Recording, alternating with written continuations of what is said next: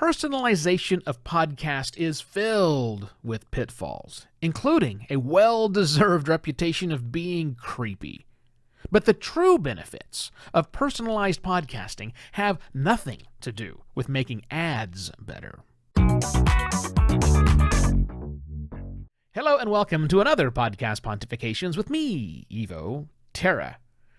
Podcasting is a one-size-fits-all medium.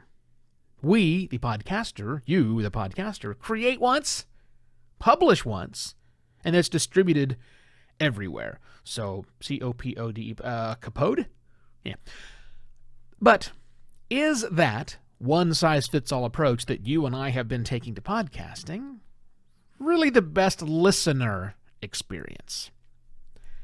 Now, I'd start by saying it is difficult to talk about personalization of podcasting without getting the side eye from the privacy advocates out there. Hi, Andrew.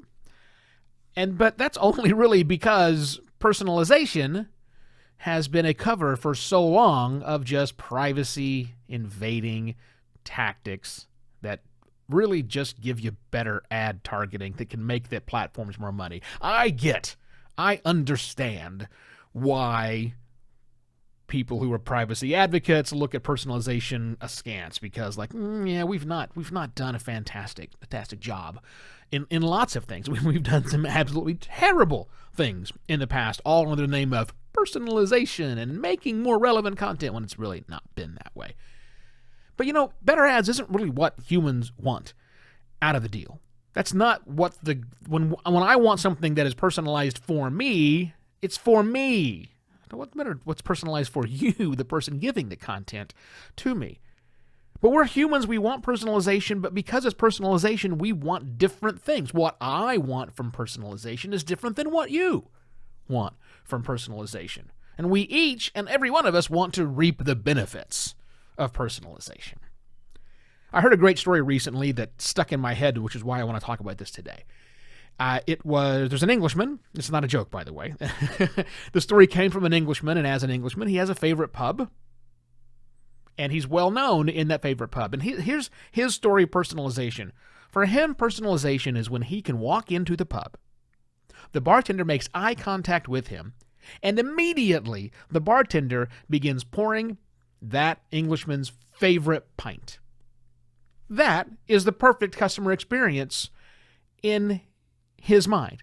Maybe he gets to skip ahead of the line. Maybe also because he's known by the bartender, he can just put it on a tab that he pays at the end of the night. Who knows, right? But what we do know is this. In order to figure that out, in order to make that personalized experience, the bartender didn't need to know this guy's birthday. The bartender doesn't need to know the address or even the zip code in which this gentleman lives.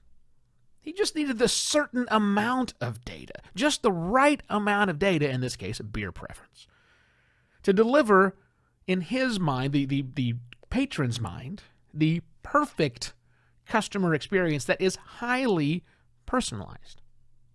Now, of course, that wouldn't work for me, being a craft beer nerd. I want to see what's on the menu. I want my bartender, however, I can still have a personalized experience because I want that same bartender, when I go up and say, what's new tonight, that bartender will be able to skip all of the saisons, the lagers, and the hefes, and just go for the things that he knows my palate is into.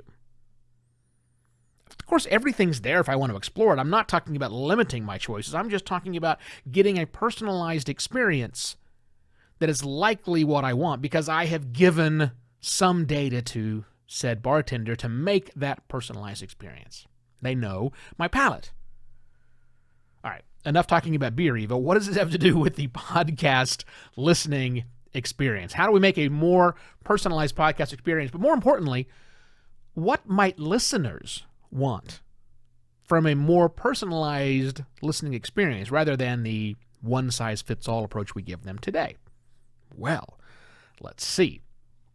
For example, here, Podcast Pontifications, this show that I do 4 days a week. Maybe there's someone out there who only wants to get certain sections. Maybe they only want to hear my thoughts on listener experience, like this episode, and maybe future forward thinking, another topic I have, or perspective shifts, another category. Maybe just those three things are what they would like to have sent down to them. That's the ones that they get the most value of. Again, I'm not stopping producing any of the rest of the content, but that person just wants perhaps those three topics sent down to them. If they wish to see what else has happened, maybe I don't talk about those for a week or so, maybe there's something that comes up where they can then go back and look at all the episodes. I mean, they're all available. Everything's in there, but maybe their app only gets a notification sent to them when it meets these particular criteria. Who knows? Or maybe there's a listener out there, we'll use the Geologic podcast, a show by a friend of mine, George Schraub. Maybe that listener wants a much shorter experience with only comedy, or more comedy, I guess I should say, and less science, because George does a good mix of comedy and science. I don't know why somebody would want that, but regardless of that, more comedy, less science. So maybe they're going to opt out of the sciencey stuff like Interesting Fauna or Rupert McClanahan's Indestructible Bastards. Looping, getting rid of those things out, just so they get more and more of the funny stuff. I don't know. Maybe that works for them. But again, they would have all of the content there and available, just the sections sent down to them in their feed, their personalized feed that they made a choice of, would just be those sections. Or maybe a network like Q-Code, which makes great serialized podcasts, lots of fiction-y, cool, well-told, self-contained series. Maybe they know that this listener is a mainliner, and they're going to wait then to dump all of the episodes of a show of their serialized content down to that listener when it's nearing completion. Maybe the second to the last episode or something like that. Giving them time to get caught up and then boom, boom, boom, mainline through it. Maybe. These are things we can do with a certain amount of personalization in podcasting. Also, you should know, stepping away from podcasting for a moment, in the larger world of CX, customer experience, this is the direction the industry is headed. This is the direction where the experiences we as customers and listeners our customers gets more highly personalized. Even for us podcasters. Because done this way, personalization does not have to be creepy, doesn't have to be invasive. As long as whoever's doing the personalization makes the benefits to the customer, to the listener in our case, obvious and demonstrably better, people will then have no trouble stepping up and saying, well, here's just the right of information you need to know about me to give me that highly targeted experience, not targeted ads. That's the different thing. So keep our eyeballs on the future of this personalization.